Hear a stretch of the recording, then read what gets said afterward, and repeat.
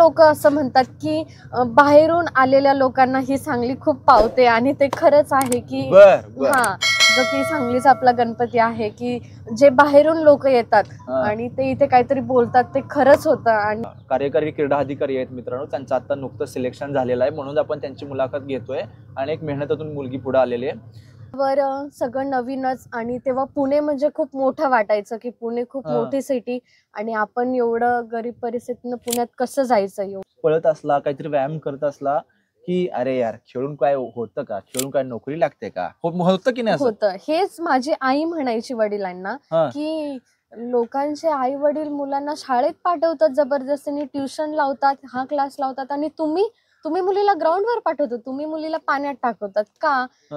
पप्पा थोडे हुशार होते. त्यांना Sai authority of India NIS म्हणून एक कोर्स आहे केंद्र शासनाचा. तो स्पोर्ट्स जे नॅशनल प्लेयर खेळलेले आहेत ते तो कोर्स करू शकतात. तो केंद्र शासनाचा कोर्स आहे, सगळ्यात मोठा कोचिंगचा कोर्स आहे. हा, तर 1 इयरचा डिप्लोमा असतो तो आणि 1 वर्ष तो बाहेर जाऊन करावा लागतं. त्याचे वेगवेगळे सेंटर आहे. तर तो मी जाऊन केरळला केला, जो की अजून महाराष्ट्रामध्ये कोणी वॉटर स्पोर्ट्स मध्ये केलेला नाही. तुम्ही पैशाचं सगळं कसं अरेंज केलं?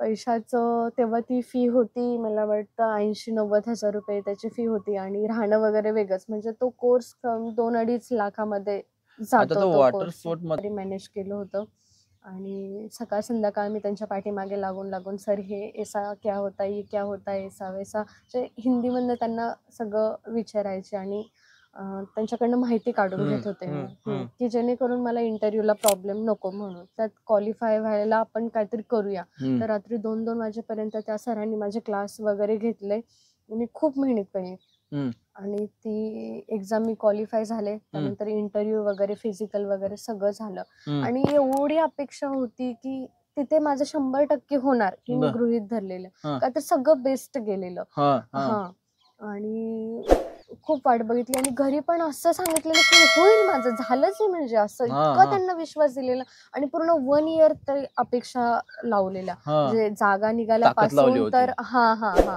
म्हणजे बेकरत घरापर्यंत ते तर खूप डेंजर. म्हणजे रोज माझ्या अक्षरशः डोळ्यात पाणी यायचंच की यार आपण काय आणि हे काय करतोय, पण करावं लागणार हे माहित होतं. याच्याशिवाय ऑप्शन नाही.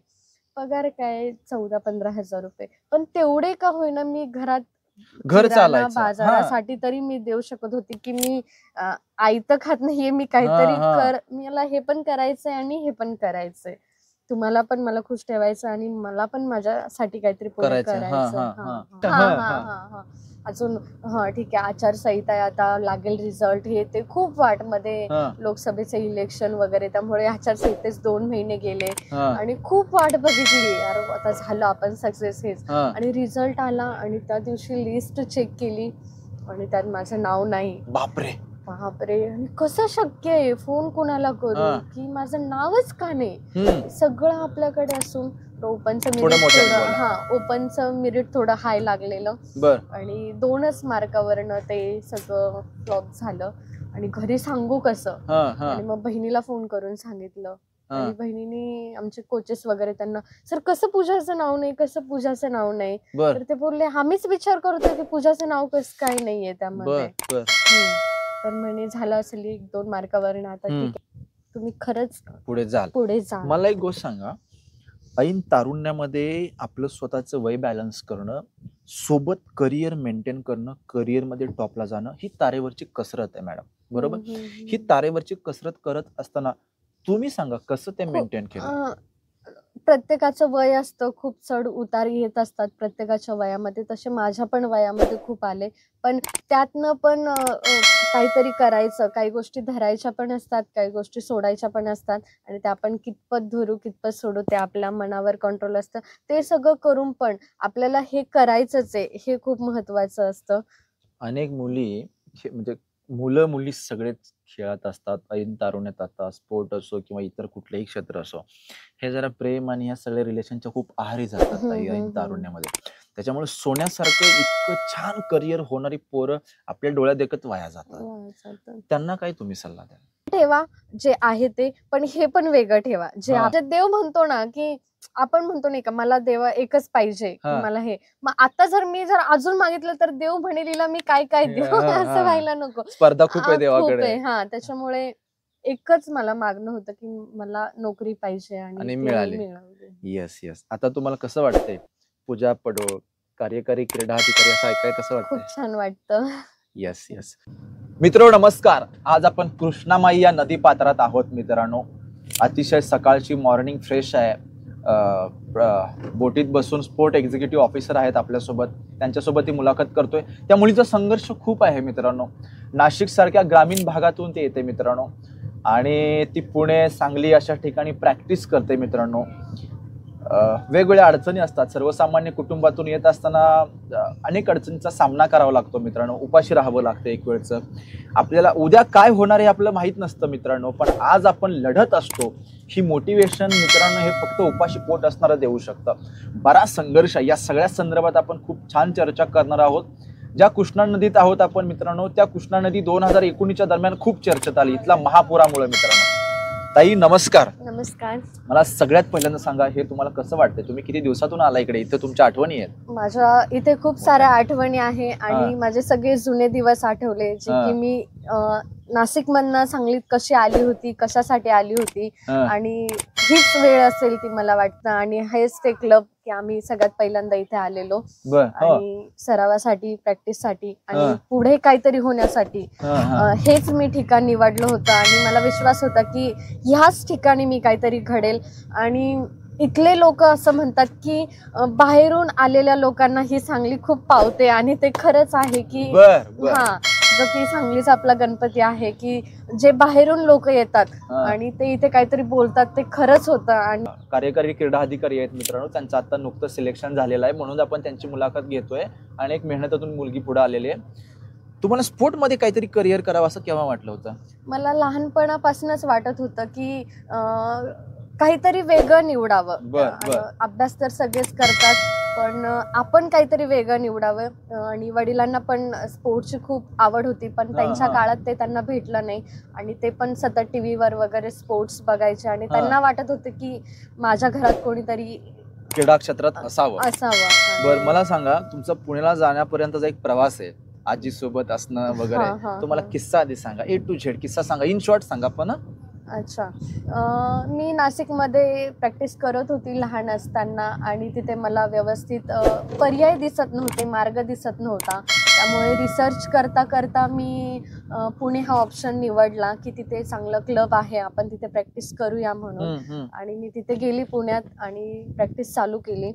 आणि तिथे मी 1-2 स्टेट खेळली असेल मला वाटतं. आणि त्यानंतर स्टेटला गेल्यानंतर अजून छान काय भेटेल असं मी रिसर्च केलं. आणि नंतर माहिती होत गेली जसं जसं तसं कळलं की मेन असोसिएशन आहे ते सांगली जिल्ह्यात आहे, आणि जे चांगल्या लेवलचे कोच आहे ते सांगली जिल्ह्यात आहे. तर आपण निर्णय घेऊया की तिथे राहण्यापेक्षा इथे येऊया. पण तुम्ही याच्या अगोदर मला ते सांगा, तिथं एक ग्रामीण भागात मुलगी जेव्हा पहिल्यांदा पुण्यात जाते, गावाकडची थॉट प्रोसेस, ते मला किस्सा सांगा जो आपला ऑफ कॅमेरा चर्चा झाली तो सांगा. अच्छा.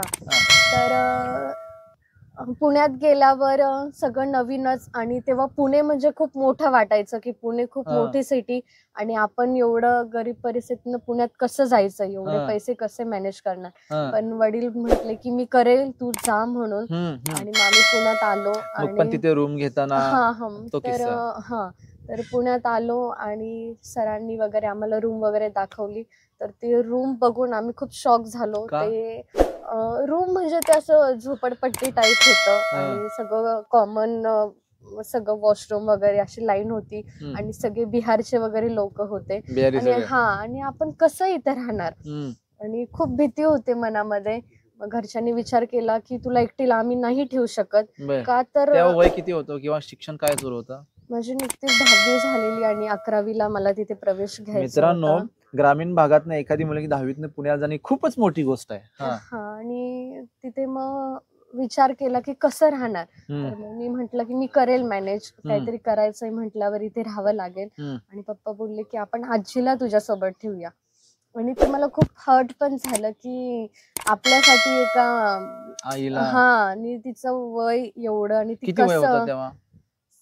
60 वय असेल. बर हा जास्तच असेल मला वाटतं. बर बर तर तिचे का हाल, पण ऑप्शन नव्हता काही, त्याच्यामुळे म्हटलं मी सगळं करेल, फक्त तुला माझ्या जोडीला इथे राहायचंय रूम मला मध्ये. सांगा, तिथे तुम्ही रूम घेतल्यानंतर पुन्हा कॅन्सल झाले, मग पुन्हा तुम्ही नाशिकला गेला, ते काय किस्सा आहे? तर मग तो सगळं आम्ही डिस्कशन केलं तिथे आणि मग घरी गेलो परत नाशिकला आणि घरात सगळी चर्चा झाली.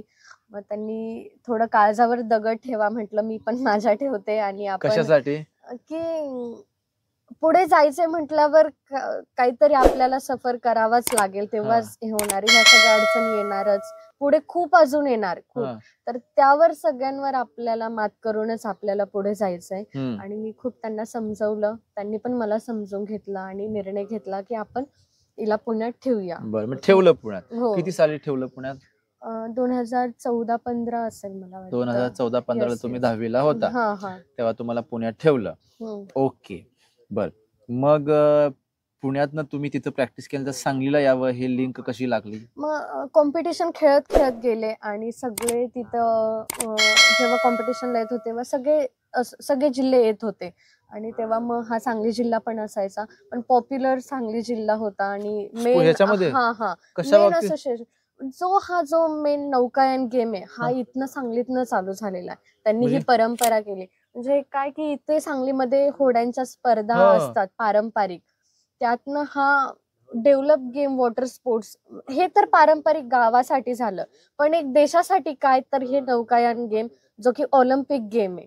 तर मग त्यांनी ही प्रथा चालू केली आणि क्लब चालू केलं आणि त्यातनं आज त्यांच्या क्लबमधनं एक इंटरनॅशनल पर्यंत लोक जातात आणि महाराष्ट्र शासनात डायरेक्ट त्यांना थेट नियुक्ती मिळते. ही ह्या क्लबसाठी आणि सांगली जिल्ह्यासाठी ही खूप मोठी गोष्ट आहे, जेणेकरून की आजपर्यंत वॉटर स्पोर्ट्समध्ये कुणालाही थेट नोकरी दिलेली नाही आणि कोणीही इंटरनॅशनल खेळलेलं नाही, जे की आम्ही 2018 मध्ये खेळलो. मित्रांनो, एक गोष्ट मी या ठिकाणी नमूद करतो, खो खो, कबड्डी, रनिंग, सायकलिंग हे आपण खेळत आलोय मित्रांनो, पण एक गोष्ट लक्षात घ्या मित्रांनो, पाण्यातला खेळ पोहण्याच्या पुढे बोटिंग मधून ती मुलगी चीनला ना, चीनला त्या खेळल्या मित्रांनो, आणि त्या राज्य शासनामध्ये स्पोर्ट एक्झिक्युटिव्ह ऑफिसर होतात.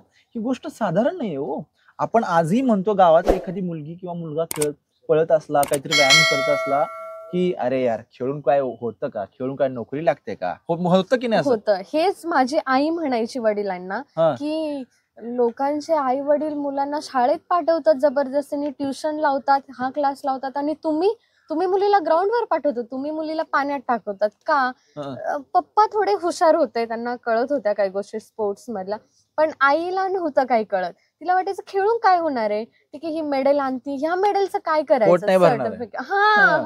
त्यांना काय पोट नाही भरणार, एवढे सगळे मेडल जमा झाले, मी याचं करू काय, तिला नोकरी कधी लागेल, पैसे कसे येणार, याचा विचार केला. अर्थात त्यांचा काय तो दृष्टिकोन चुकीचा होता.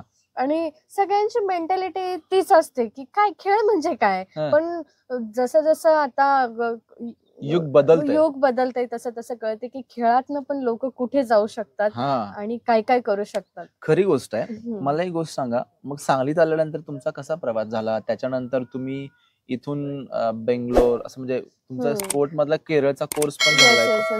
तशी माझ्या संघर्षाची कहाणी खूपच मोठी आहे, पण मी थोडक्यात तुम्हाला सांगते.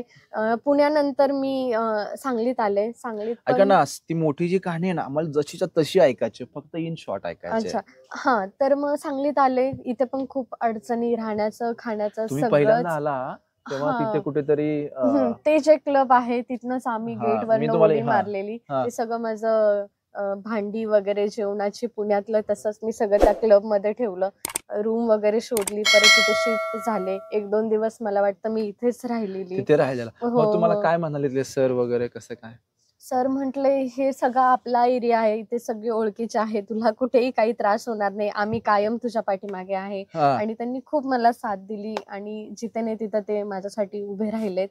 आणि एक गोष्ट मित्रांनो लक्षात घ्या, जी मुलं होतपुरू असतात, जी मुलं गरिबीतून पुढे जाण्याचा प्रयत्न करतात, त्यांच्या पाठीशी शिक्षक रूपाने देव नेहमी असतो. तो त्यांना नेहमी सहकार्य करत असतो.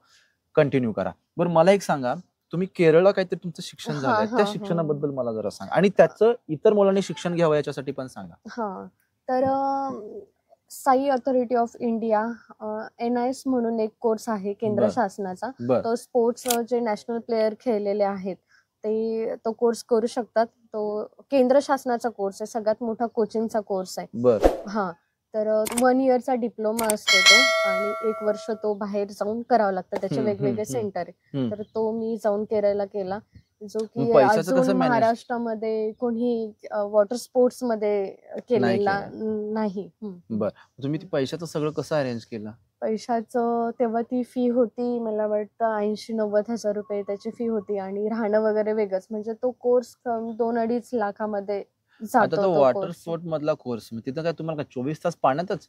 ते सेंटरच पाण्यात आहे. आता आपण कसं पाण्यात आहे तसं हॉस्टेल वगैरे, ते हा क्लब वगैरे सगळं पाण्यातच आहे. मग ते आता कसं आपण मध्ये आलो हा. तसंच बोटीतनच त्याला प्रवास करावा आणि लागतो रोज जाते पूर्ण. हँडबोटीने असं नाही, मोटर बोट असते ती. मोटर बोट? हां. ते आपल्याला घेऊन वगैरे सोडतात आणि तिथेच प्रॅक्टिस वगैरे, ट्रेनिंग वगैरे पूर्ण 1 इयर चालतं. लोकांना पाण्याचा फोबिया असतो, लोकांना पाण्याची भीती वाटते. तुम्ही या पाण्यात रेग्युलर राहताय. नाही, आमचं आयुष्यच त्यात गेलं त्याच्यामुळे हे पाणी पोहायला कधी शिकला होता तुम्ही? पोहायला लहानपणीच शिकलेली. काय विहिरीत असं नाही, फेकून नाही, देतो असं कोण? नदीतच शिकलेली. नदीतच शिकला. नदीतच बर बर शिकलेली. बरं मला सांगा, तुम्ही सांगलीत आला, इथं त्या छोट्याशा घरात सगळं ठेवलं. तुम्ही बेंगलोरला डोसा वगैरे खाऊन अक्षरशः दिवस बेंगलोरला ना? बेंगलोरला. बेंगलोरला तुम्ही एक डोसा खाऊन दिवस दिवस थांबायचा. ती कशी परिस्थिती सगळी होती? तर एक एक्झाम झालेली की हा आणि त्यात मी क्वालिफाय झाले होते आणि त्यात असं होतं की इंटरव्ह्यूसाठी अजून एक त्याला हे होतं आणि म्हणजे एक्झाम क्वालिफाय नंतर तुम्हाला इंटरव्ह्यू पण क्वालिफाय करायची आहे आणि त्या इंटरव्ह्यूसाठी मग मला नेहमी सवय होती की चांगलं कुठे भेटेल रिसर्च करायची. मग हैदराबादला एक चांगले कोच आहे. मी म्हटलं 15 दिवस त्यांच्याकडे जाऊया आणि त्यांच्या हाताखाली आपण बघूया की कसं ते ट्रेनिंग घेतात, आपण ते शिकूया. मग मी इथनं हैदराबादला गेलेली आणि ते शिकायला. पण तिथे एवढं तेव्हा वाईट वेळ होती ना की तेव्हा खरंच पैसे नसायचे. म्हणजे जाण्या येण्यालाच तेवढे मी कसं तरी मॅनेज केलं होतं आणि सकाळ संध्याकाळ मी त्यांच्या पाठीमागे लागून लागून सर हे ऐसा क्या होता, ये क्या होता, ऐसा वैसा, म्हणजे हिंदीमधनं त्यांना सगळं विचारायचे आणि त्यांच्याकडनं माहिती काढून घेत होते मी की जेणेकरून मला इंटरव्ह्यूला प्रॉब्लेम नको म्हणून. मग तुम्ही जे आता तुम्ही स्पोर्ट पर्सन आहात, हेल्दी खावं लागतं, डाएट स्ट्रॉंग ठेवावा लागतो, बरोबर? मग तर तुम्ही ते कसं केलं सगळं? तुम्ही तर अक्षरशः डोसा खाऊन दिवसभर काढायचा. ऑप्शन नव्हता, पर्याय नव्हता आपल्याकडे काही की नाही केलंच पाहिजे. केलंच मित्रांनो, पाहिजे. जेव्हा पोटात अन्न नसतं ना तेव्हा विचार नावाचं प्रोटीन जे असतं ना, सक्षम विचार, ते खूप महत्वाचं ठरतं. बर मला पुढे सांगा, तुमचं स्पोर्ट एक्झिक्युटिव्ह सिलेक्शन होण्या अगोदर पण तुम्ही एक परीक्षा दिली होती आणि त्यात नाही झालं, घरचे सगळे स्ट्रेस मध्ये आले, ते जरा किस्सा सांगा मला. हा तर तो कोर्स वगैरे करून आली आणि त्यानंतर काय मेडल पण एवढे आणि कॉम्पिटिटिव्ह एक्झाम द्यायच्या. तर लहानपणापासून स्पोर्ट्समध्ये असल्यामुळे अभ्यास साहजिक कुठे पण कमी पडत होता. का तर आपण शाळेत कॉलेज कधी केलंच नाही, आपण जे काय ते पाण्यातच केलेलं आहे, त्यामुळे ते कमी पडायचं. तरी पण मी प्रयत्न करत होती, पण कुठेतरी 1-2 मार्क हे ते. मग एक खूप छान संधी आली की महाराष्ट्र शासनाकडनं कोचेसच्या जागा निघाल्या, जो की मी तो कोर्स केला त्या बेसवर की ज्यांनी हा कोर्स केलाय त्यांना ह्या एक्झाम देता येईल आणि मग मी तो फॉर्म वगैरे भरला.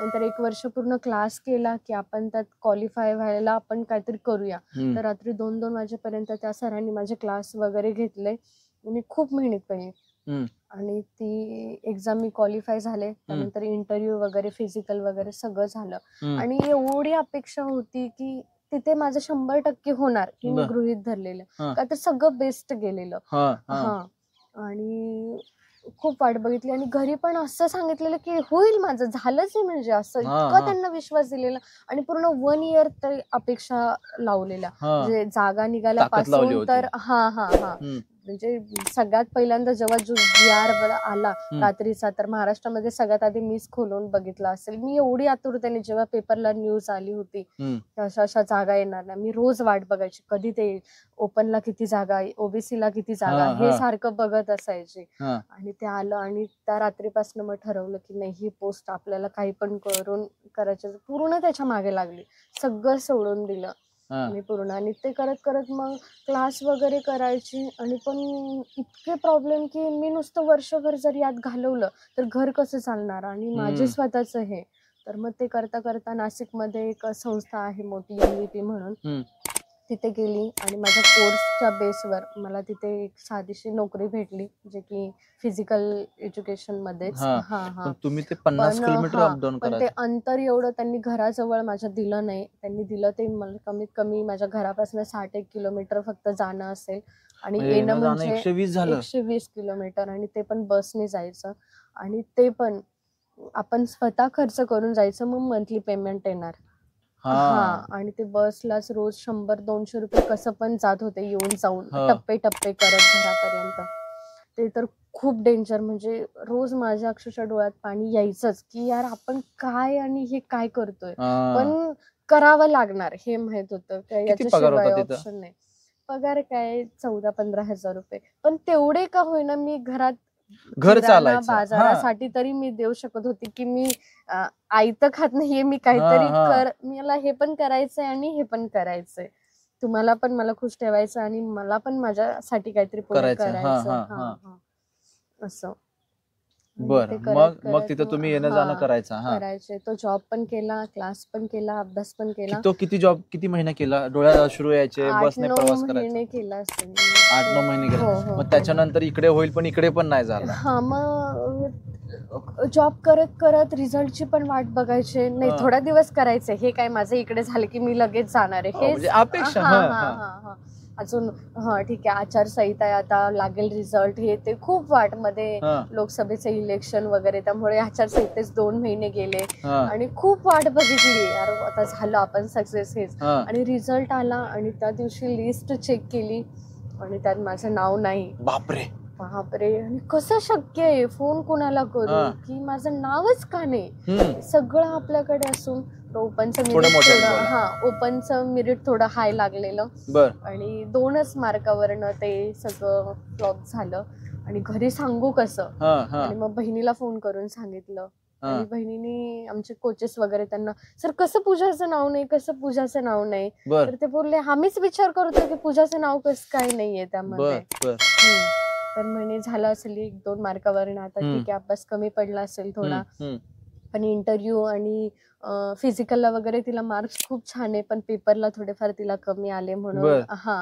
तर ते साहजिक होतं का, तर मी त्यात माझ्या मनाला समजावला, माझे प्रयत्न कमी पडले असंच म्हणायला पाहिजे. आणि स्पोर्ट्सच्या दृष्टिकोनातून केले इंटरव्ह्यू आणि फिजिकलचा, त्या आपण 100% दिलो, पण अभ्यास खरंच आपला नव्हता आणि आपण तिथे कमी पडलो असं वाटलं. मग तुम्ही आता जे सिलेक्शन झालं ते मग कसं झालं ते मला सांगा. आणि घरात कसं फेस करणार हे सगळं, घरच्यांना काय वाटलं?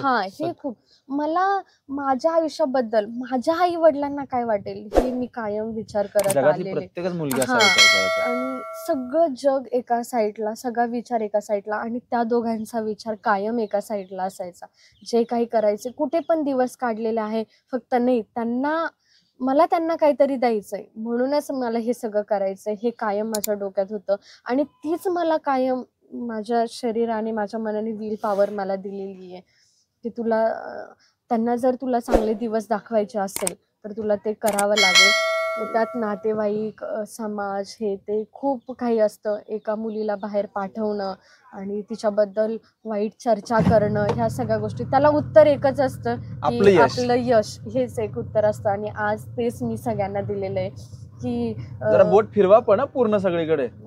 यश मिळतं ते उशिरा मिळतं. म्हणजे मला कायम आता मी झोपताना विचार करते की ते थॉट मी कुठे पण वाचायचे की कष्टाचे फळ कधी ना कधी मिळतेच. आणि ते खरंच रिअलमध्ये मी अनुभवलं की वेळ लागतो कुठल्या पण गोष्टीला, पण ते खरंच मिळतं म्हणजे मिळतंच. आणि तो वरतून खरंच बघत असतो, ज्याने प्रामाणिक काहीतरी केलेलं असते ना, आणि कधी कोणाचे वाईट विचार केलेले नसतात, किंवा मग प्रामाणिक आपलं ध्येय आपण जे पुढे घेऊन करतो ना, त्याला देव नक्की कुठे ना कुठे काहीतरी देतो.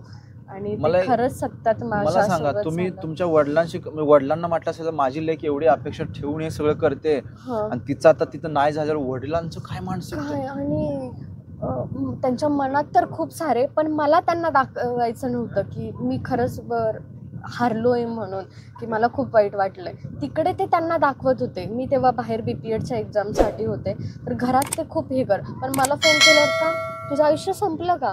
तू अजून खूप काही आहे, तुला मी अजून खूप पुढे नेणार आहे, तुझं म्हणजे काही संपलेलं नाहीये, तुला परत पहिल्यापासून सुरुवात करायची, हे सगळं मला दाखवत होते. पण घरी थोडस इमोशनल झालाय. घरी दाखवताना ते खूप वेगळे, की नाही माझ्या आयुष्यात तीच एक गोष्ट खूप महत्वाची आहे आणि ती घडली पाहिजे, हे सगळं त्यांचं. आणि ते खूप रडायचे ऍक्च्युली. आणि मग मला मधनच काय वाटलेलं की यार कुणाच्या आई वडील असे असू शकता की त्यांना मुलगी महत्वाची का नोकरी महत्वाची आहे. मला असं मी दोन्ही साईडने विचार करायला लागले का माझ्या आई वडील एवढे स्वार्थी आहे का की ते पैशासाठी नोकरीसाठी फक्त हे करत असतील का. पण म्हटलं नाही, असं नसू शकतं. त्यांना खरंच पैसे, माझा पगार कधी काही त्यांच्याशी घेणं देणं नाही. पण त्यांना त्यांचा टॅग पाहिजे की यार मी माझ्या जमीन जागा मिळवली नाही, मी काही आयुष्यात प्रगती केली नाही, पण मी माझ्या मुलीला घडवलं, हे त्यांना पाहिजे होतं. की मी नाशिकमध्ये गाव सोडून नाशिकमध्ये राहायला आलो शिक्षणासाठी, हे ते. तर त्यांची हीच इच्छा होती खूप.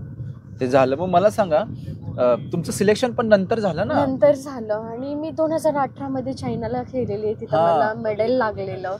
ग्रेट, अभिनंदन. आणि त्या बेसवर मी फॉर्म भरलेला की जे मुलं राज्याचे नाव लौकिक करतात त्यांना महाराष्ट्र शासन थेट नियुक्ती देतं. तसं एक GR आहे. तर तो एक 6-7 वर्ष झाले त्यावर ते थांबलेलं प्रकरण काही कारणास्तव.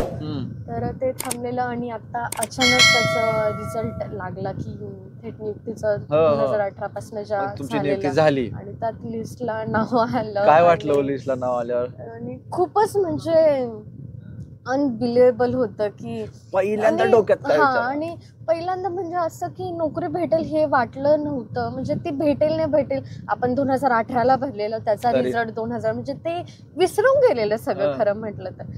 आता विचार काय होता, आता विचार काय केलेला, परत आपण अभ्यास चालू करायचा, परत आपण स्पोर्ट्स कोट्यातनं एक्झाम द्यायची.